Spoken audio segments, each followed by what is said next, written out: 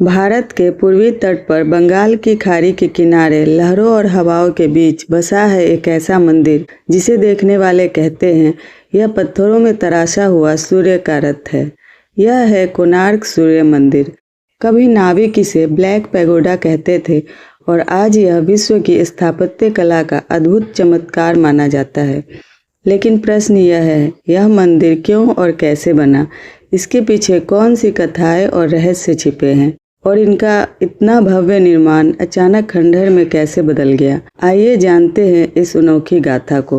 कोणार्क नाम दो शब्दों से बना है, कोण यानी कोना और अर्क यानी सूर्य। इस पवित्र स्थान की परंपरा जुड़ी है भगवान श्री कृष्ण के पुत्र शाम्ब से। कथा है, शाम्ब अत्यंत रूपवान थे पर अभिमानी भी।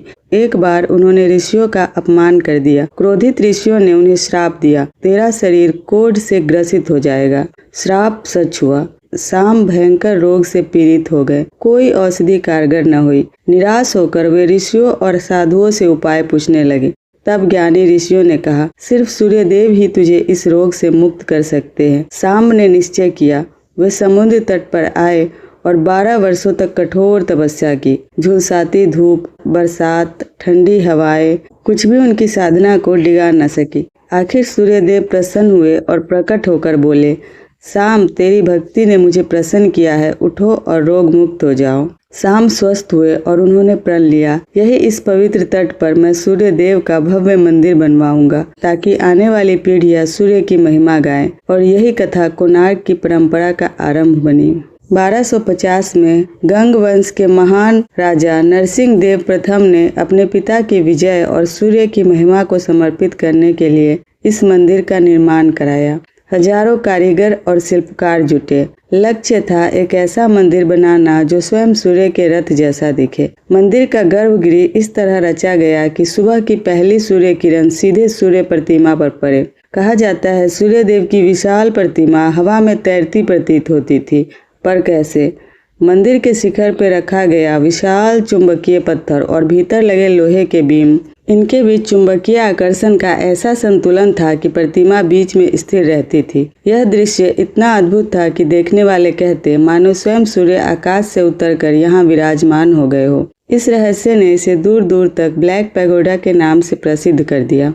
कोणार्क सूर्य मंदिर की सबसे बड़ी विशेषता इसकी स्थापत्य कला है। इसे इस तरह बनाया गया कि यह विशाल रथ प्रतीत होता है, जैसे स्वयं सूर्य के 7 घोड़े उसे खींच रहे हों। रथ के चारों ओर 24 विशाल पहिए बनाए गए, जिनका व्यास लगभग 9 फीट था। हर पहिए की तिल्लियों पर इतनी बारीक नक्काशी की गई थी कि वह सूर्य घड़ी का काम करती थी और विद्वान आज भी इनसे समय माप सकते हैं। रथ के आगे 7 घोड़ों की मूर्तियां खींचती हुई प्रतीत होती थी, जिनमें से 5 ही आज शेष है। ये घोड़े केवल सजावट ही नहीं बल्कि सप्ताह के 7 दिन और सूर्य की 7 किरणों का प्रतीक माने जाते थे।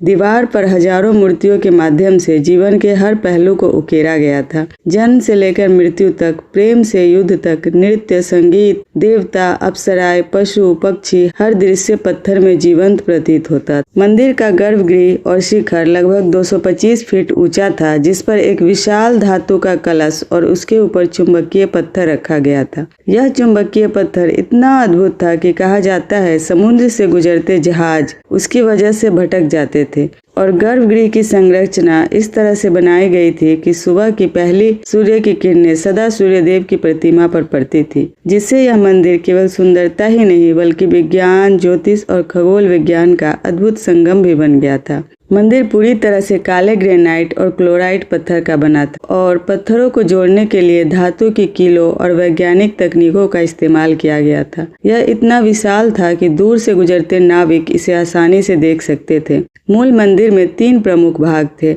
विमान या गर्भगृह का शिखर जो अब पूरी तरह नष्ट हो चुका है, जगमोहन या सभा मंडप जो अभी भी खड़ा है, और नाट्य मंडप जो आंशिक रूप से बचा हुआ है। कोणार्क सूर्य मंदिर की स्थापत्य कला केवल सुंदरता का प्रतीक ही नहीं है बल्कि यह विज्ञान, धर्म, दर्शन और खगोल विद्या का जीवंत उदाहरण है। इसी कारण इसे सूर्य का रथ कहा जाता है।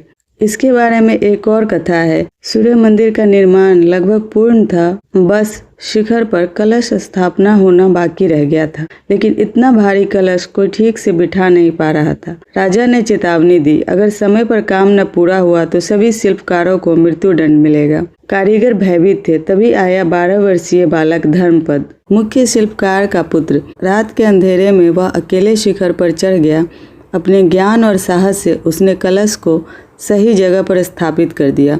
सुबह की पहली किरण मंदिर पर पड़ी और शिखर सोने सा चमक उठा। शिल्पकार इतने प्रसन्न थे, पर राजा और पुरोहित को भय हुआ, अगर यह राज खुल जाएगा कि एक बच्चा वह काम कर गया जो असंख्य शिल्पकार न कर पाए, तो हमारी प्रतिष्ठा मिट्टी में मिल जाएगी।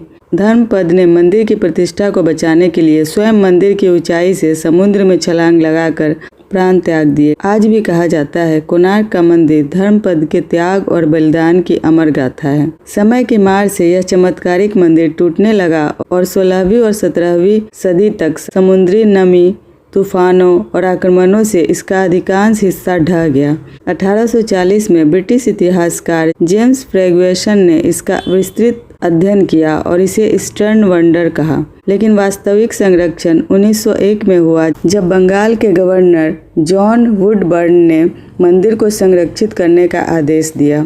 गर्भगृह की छत ढह चुकी थी। ब्रिटिश इंजीनियर्स ने निर्णय लिया, गर्भगृह के दरवाजे बंद कर दिए जाएं और भीतरी मिट्टी पर पत्थर भर दिए जाएं, जिससे कि मंदिर सुरक्षित हो जाएगा। यही कारण है कि मंदिर आज सुरक्षित बच पाया। आज भी गर्भगृह जनता के लिए बंद है। आज कोणार्क सूर्य मंदिर यूनेस्को वर्ल्ड हेरिटेज का साइट है।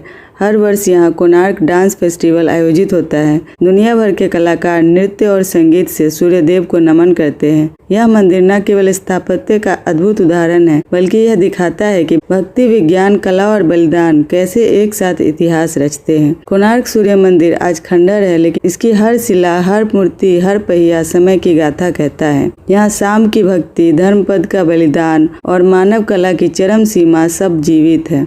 यह मंदिर नहीं, यह भारत की आत्मा है, पत्थरों में गढ़ा हुआ सूर्य का अनंत रथ। और यही है इस रहस्यमय धरोहर की गाथा। अगर आपको यह कहानी रोचक लगी तो जुड़े रहिए हमारे साथ, क्योंकि ऐसी ही रहस्यमय गाथाएं लेकर हम फिर आएंगे। देखते रहिए वर्ल्ड मिस्ट्री, जहां हर पत्थर, हर कथा और हर राज खुलते हैं आपके सामने।